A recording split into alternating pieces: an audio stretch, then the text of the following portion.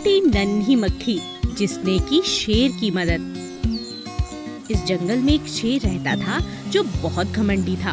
उसे लगता था कि उसका सामना कोई और जानवर नहीं कर सकता।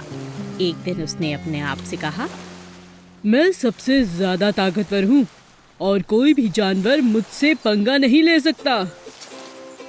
शेर सब जानवरों को तंग करता है और अपनी ताकत दिखाता है।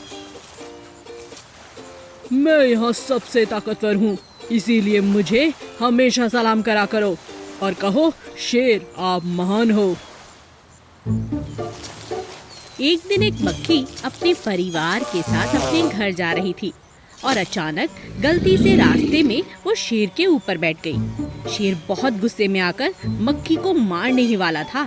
मक्खी बहुत डर गई और उसने शेर से विनती की, शेर जी मुझ पर दया करो, मैंने गलती से ऐसा किया है, मैं आगे से कभी ऐसा नहीं करूँगी, मुझे माफ कर दीजिए। मैं तुम्हें कैसे माफ करूं? अगर मैंने तुम्हें छोड़ दिया तो तुम फिर से मेरे ऊपर बैठ जाओगी। वैसे भी तुम्हारी इस जंगल में क्या जरूरत है? तुम एक बेकार की जानवर हो, तुम्हें जीने देना बेकार है। हो सकता है मैं बेकार की जानवर हूँ, पर किसी दिन मैं तुम्हारे काम आ सकती हूँ। मुझे मत मारो, मुझे मेरे परिवार के पास जाना है। शेर हंसते हुए कहने लगा, तुम छोटी सी मक्खी, तुम क्या मेरी मदद करोगी? ठीक है, मैं तुम्हें नहीं मारूंगा, पर कभी मेरे ऊपर मत बैठना। शेर का घमंड इतना बढ़ गया कि सभी जानवर इस बारे में बात करने लगे। कुछ जानवर नाराज थे और कुछ उससे दूर रहना चाहते थे। एक दिन सभी भेड़ियों ने मिलकर शेर के खिलाफ एक योजना बनाई। उन्होंने सोचा कि सब मिलकर शेर को मार देंगे। सब मिलकर शेर पर हमला करेंगे, क्योंकि हमें अकेले में तो वो हरा देगा।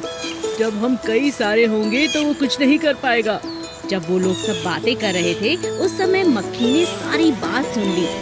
अब समय आ गया है शेर को बताने का कि मैं उसकी मदद कैसे कर सकती हूँ।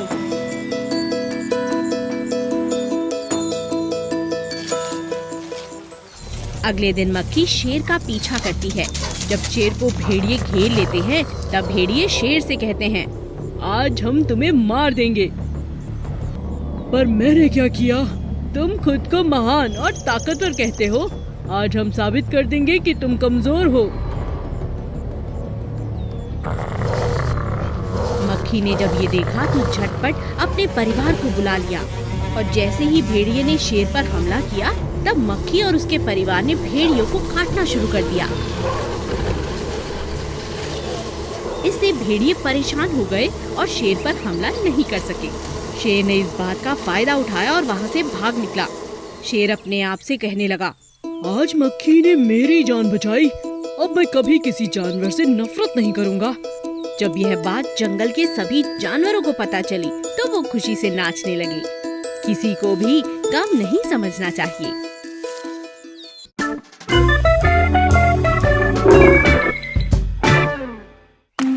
जिराफ जिसने अपना भोजन सबसे बांटा। एक बहुत ही सुनहरा दिन था। हमने देखा एक जिराफ पेड़ के पास अंगूर इकट्ठे कर रहा था। वो खाते हुए अपने साथ के लिए इधर उधर देख रहा था, लेकिन उसे कोई नजर नहीं आया। तब उसने चलना शुरू किया और वह खरगोश के बिल के सामने आ गया। कुछ समय बाद खरगोश अपने बिल से बाहर आया और उसे अंगूर दिखाई दिए। वो बहुत खुश हो गया। लगता है जिराफ यह रख कर गया है। धन्यवाद दोस्त। शाम को हमने जिराफ को घास खाते हुए देखा। वो दोबारा अपने साथ के लिए इधर उधर देख रहा था। तब उसे हिरणों का झुंड दिखाई दिया। कैसे हो दोस्त, इधर आ जाओ जरूर। हिरण खुशी से जिराफ के पास आते हैं और सभी खुशी खुशी अपना खाना खाते हैं। रात के समय हमने जिराफ को कुछ फल उठाते हुए जंगल में चलते हुए देखा। वह एक पेड़ के सामने गया जहाँ कौवा बैठा हुआ था।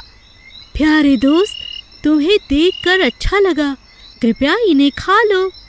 धन्यवाद दोस्त। जिराफ हंसता हुआ वहाँ से चला गया।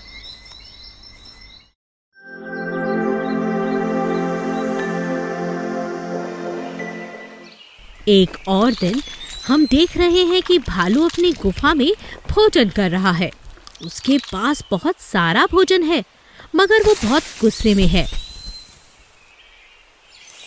अपनी गुफा के बाहर जब वो अंगूर देखता है तो उसे उठाकर फेंक देता है। जिराफ यह देखकर बहुत उदास हो जाता है। प्यारे दोस्त, कभी भी इस तरह से खाना बर्बाद मत करो, इसीलिए मैं हमेशा दोस्तों के साथ बांट कर खाता हूँ। यदि आपका पेट भरा हुआ है तो आप भोजन दूसरों को दे सकते हैं। कृपया भोजन का अनादर मत करो। तुम मुझे मत सिखाओ। तुम देख सकते हो मैं बहुत अच्छा हूँ। मुझे आपके भोजन की जरूरत नहीं। यदि आप दोबारा भोजन मुझे दोगे तो मैं फिर फेंक दूंगा। मैं अपना ध्यान रख सकता हूँ। जिराफ वहां से चला गया।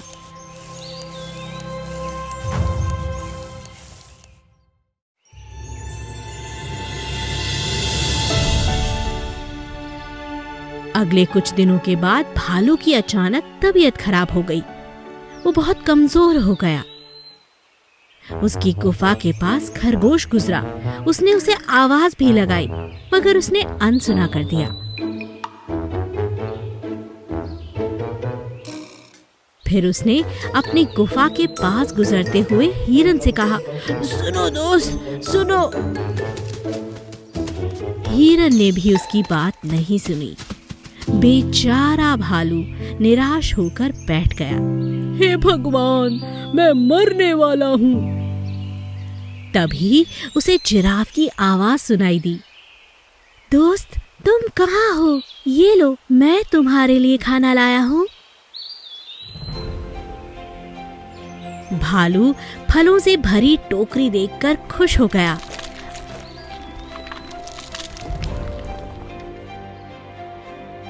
आपने उस दिन मुझे बताया था कि भोजन का अनादर नहीं करना चाहिए।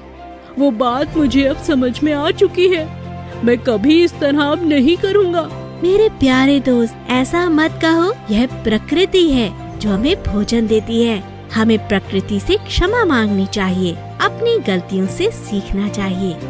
भालू मुस्कुराता है और जिराफ भी मुस्कुराता है। दोनों के बीच दूरियां मिट जाती हैं।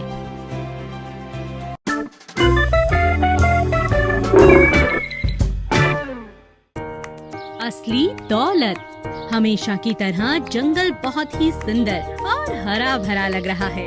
हवा के झोंके से पत्ते नाच रहे हैं और इस सुंदर जंगल में शेर एक आलीशान जिंदगी जी रहा है। उसके पास सब कुछ था, एक बड़ा स्विमिंग पूल, एक बड़ा सा बाग और बहुत सारे नौकर चाकर। एक दिन झील पर नहाने के बाद वह सिंहासन पर आकर बैठता है और अपने बेटे को मिलने के लिए बुलाता है। बेटा गुफा के बाहर तितलियों को देख रहा था। पिता के बुलाने पर वो अंदर आता है। तभी उनका नौकर बंदर आकर मेज पर खाना लगाता है।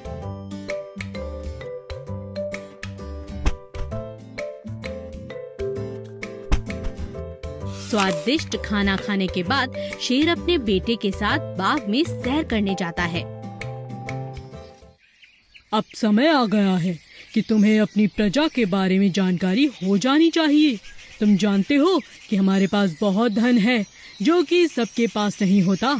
यहाँ पर बहुत से लोग बहुत गरीब हैं जिनका गुजारा बड़ी मुश्किल से चलता है। चलो आज हम जंगल का एक चक्कर लगाते हैं। ठीक है पिताजी। शेर और उसका बेटा जंगल में सैर करते हुए आगे बढ़ते हैं। झील के पास उन्हें हाथी, भालू और घोड़ा मिलते हैं। शेर और उनका बेटा उनका हाल चाल पूछते हैं।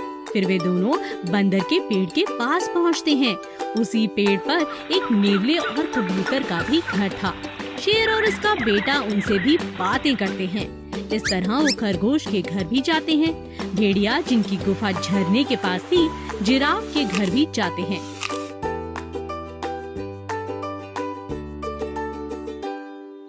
पूरा जंगल घूमने के बाद वापस आकर वो अपने बाग में घूमने लगते हैं।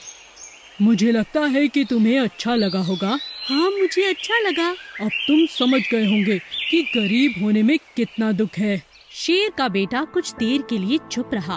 पर ये सब लोग गरीब कैसे हैं? शेर अपने बेटे को बड़ी हैरानी से देखता है।